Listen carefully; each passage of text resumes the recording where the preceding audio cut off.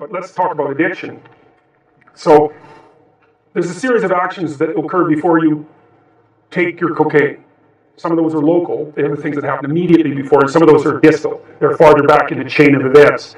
And when you have a hit of cocaine, it produces a dopaminergic burst, and that feels really good, but it also makes the circuits that were immediately active before that grow.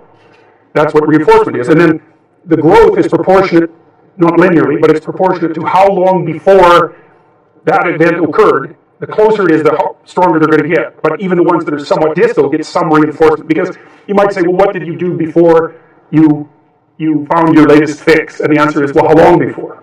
Well, the closer, the more rewarded. And so what happens then is that, so if you take that person out of the normal environment, you put them into a treatment center, they're off their physical addiction, which is a weird thing in the case of cocaine, but like not that long. A week will do it, 2 weeks for sure. Even heroin and alcohol for sure, if you can get them through the seizure part without dying.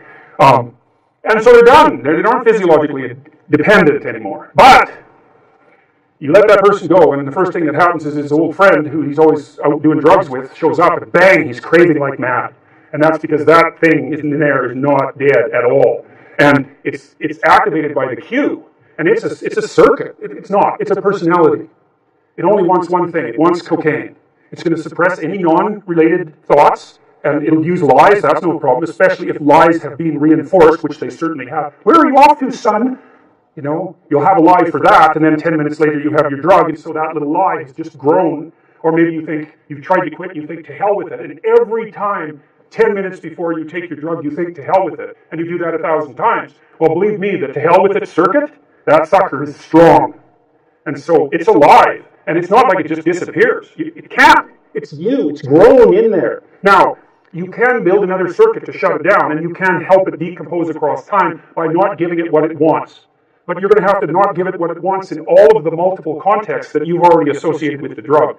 Some of you probably smoked and then tried to quit smoking, and what you'll see is you get a craving when you have a cup of coffee, or when you're finished dinner, or when you're done having a phone call, or when you first get up in the morning, or whenever you regularly had the drug. Whatever you had the drug in relationship to, even complex things like ending a conversation will produce acute craving. And so then that can extinguish over time if you punish it by either punishing it or not letting it get what it wants. But a lot, you have to build another circuit to just shut it down. And then that circuit's kind of fragile, and stress can often disrupt it.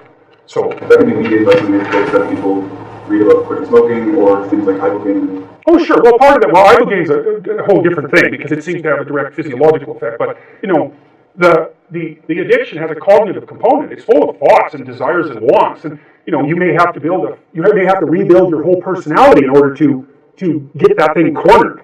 Religious conversion, for example, is a really effective treatment for alcoholism. That's partly why Alcoholics Anonymous works for the people for whom it does work.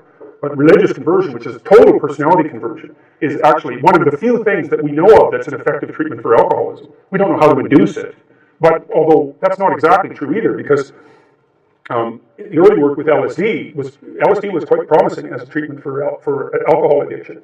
And there's recent work with psilocybin showing that if people have a mystical experience when you give them psilocybin, their success rate in quitting smoking is about 80%, which is way higher than any pharmacological intervention for smoking has ever been. So, all right, we should probably call it a day. So we'll see you in a week.